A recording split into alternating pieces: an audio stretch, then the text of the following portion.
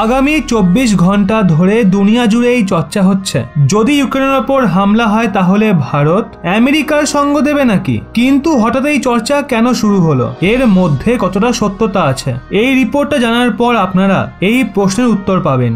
রাশিয়ার বিরুদ্ধে কি লড়বে ভারত? ভূমি থেকে আকাশে রাশিয়া এবং ইউক্রেনের বর্ডারে গত কিছুদিন ধরে প্রতি মুহূর্তে এমন আওয়াজ উঠছে যেমন আওয়াজ যুদ্ধের সময় ওঠে। কখনো ট্যাঙ্ক গজরাচ্ছে, কখনো রকেট লঞ্চার আগুন ধরাচ্ছে, কখনো যুদ্ধ জাহাজ থেকে ফায়ারিং হচ্ছে, তো কখনো আবার আকাশ থেকে যুদ্ধ বিমান প্রচন্ড গতিতে পাস করছে। এমন সিচুয়েশন দেখার পর যে কেউ আন্দাজ করতে পারে রাশিয়া এবং ইউক্রেনের মধ্যে যুদ্ধের বিপদ এখনো কমেনি। কিন্তু এই সময় যে সবচেয়ে বড় প্রশ্ন রয়েছে সেটা ভারতকে নিয়ে রয়েছে। প্রশ্ন হলো, ইউক্রেনে হামলা হলে ভারত কি আমেরিকার সঙ্গ দেবে? আরো প্রশ্ন হলো, যেই ভ্লাদিমির পুতিনকে প্রধানমন্ত্রী নরেন্দ্র মোদী নিজের সত্যিকারের বন্ধু বলে, যেই রাশিয়াকে ভারতের সব থেকে ভরসাযোগ্য বন্ধু বলে মনে করা হয়, হিন্দুস্তান কি এমন বন্ধুর সঙ্গে শত্রুতা করবে?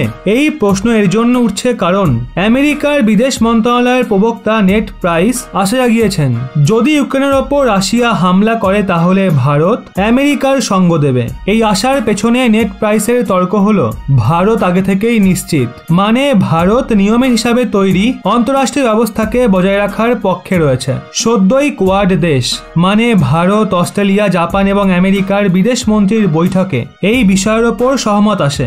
যদিও ভারত এই বৈঠকে বলেছিল রাশিয়া এবং ইউক্রেন মামলার সমাধান শান্তিপূর্ণ এবং রাজনয়িকদের চেষ্টার মাধ্যমে বেরানো উচিত। এখন প্রশ্ন এটা হলো, নিয়মের হিসাবে তৈরি অন্তরাষ্ট্রীয় ব্যবস্থাটা কি? তো আমেরিকার বিদেশ মন্ত্রণালয়ের প্রবক্তার মতে, বড় দেশ ছোট দেশগুলোর লোকসান করতে পারবে না। প্রত্যেক দেশের নিজের বন্ধু, নিজের বিদেশ নীতি নিশ্চিত করার অধিকার আছে, আর এটা প্রত্যেকটা দেশ প্রত্যেকটা ক্ষেত্রে লাগু হয়। ভারত এটা মেনে চলে। কিন্তু এর মানে এটা নয় যে ভারত রাশিয়ার বিরুদ্ধে যুদ্ধের ময়দানে নামবে বা আমেরিকার সঙ্গ দেবে। আপনাদের মনে আছে ইউএনএ যখন ইউক্রেন মামলায় রাশিয়ার বিরুদ্ধে আমেরিকা এবং তার মিত্র দেশগুলো ভোটিং করছিল, তখন ভারত ভোটিং এ সামিল হয়নি। ভারত না তো কখনো যুদ্ধে সামিল হওয়ার কথা বলেছে, আর না তো কোনো একটা দেশকেই সমর্থন করার কথা বলেছে। ভারত স্পষ্ট করে বলেছে, আমরা ইউক্রেনের বিষয়ে রাশিয়া এবং আমেরিকার মধ্যে জারি উচ্চস্তরীয় আলোচনা সহ সব ডেভেলপমেন্টের ওপর তীক্ষ্ণ নজর রাখছি। ইউক্রেনের রাজধানী কিবে ভারতীয় দূতাবাসও নজর রাখছে। আমরা এক্ষেত্রে দীর্ঘকালীন শান্তি এবং স্থিরতার জন্য শান্তিপূর্ণ সমাধানের আহ্বান করি।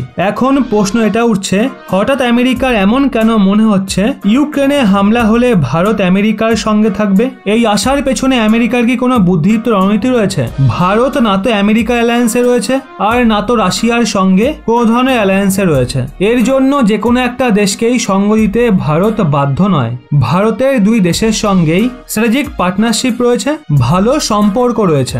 আমেরিকার বরাবরই ভারত এবং রাশিয়ার বন্ধুত্বে ঝাল লাগে। আমেরিকা চায় ভারত সম্পূর্ণরূপে আমেরিকার সঙ্গে থাকুক আর রাশিয়াকে এড়িয়ে চলুক। যখন স্বাধীনতার পর থেকে এখনো পর্যন্ত ভারত নিজের সিদ্ধান্তে অটল থেকেছে, না এর আর না তো ওর।